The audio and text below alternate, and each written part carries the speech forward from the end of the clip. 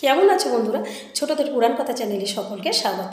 বন্ধুরা, আমার আগের ভিডিওতে আমি বলেছিলাম দ্রৌপদীর অহংকারের কথা, আর আজকের বলবো দ্রৌপদীর অহংকার শ্রীকৃষ্ণ কিভাবে চূর্ণ করলেন। পঞ্চপাণ্ডব এবং দ্রৌপদী কাম্য সরোবরের তীরে কয়েকদিন থাকবেন বলে স্থির করলেন।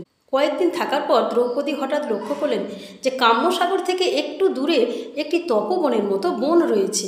সেটা দেখে দ্রৌপদী তো সেই বনের কাছে এগিয়ে গেলেন এবং গিয়ে তিনি দেখলেন একটি আম গাছে একটি আম হয়ে রয়েছে।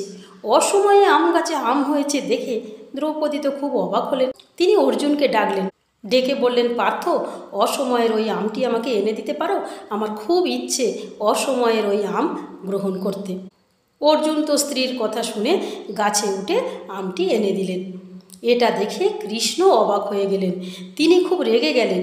রেগে গিয়ে অর্জুনকে বললেন, তুমি এটা কি করলে?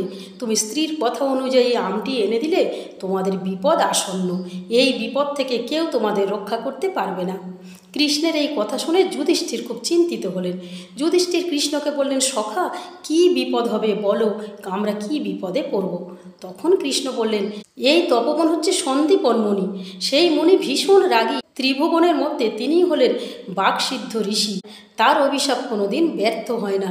ত্রিভুবনে সবাই সন্দীপন মুনিকে ভীষণ ভয় পায়। সন্দীপন মুনি সারা দিন নির্জলা উপবাস করে তপস্যা করেন, আর রাতে ফিরে এই আমটি দিয়ে তিনি তার উপবাস ভঙ্গ করেন।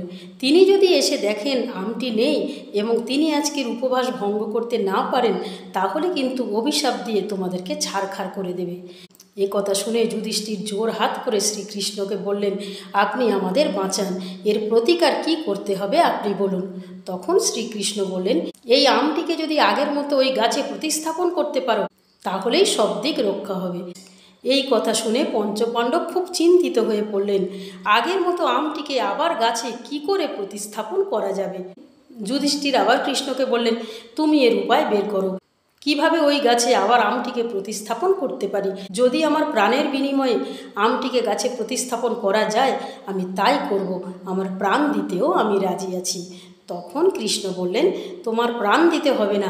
এই মুহূর্তে তোমাদের মনের মধ্যে কি হচ্ছে, এই সত্য কথাটা তোমরা যদি এখন বলতে পারো, তাহলে কিন্তু আমটি পুনরায় গাছে প্রতিস্থাপিত হবে। বন্ধুরা, আজকের এই পর্যন্ত। পরের দিন বলবো এর পরের অংশটুকু।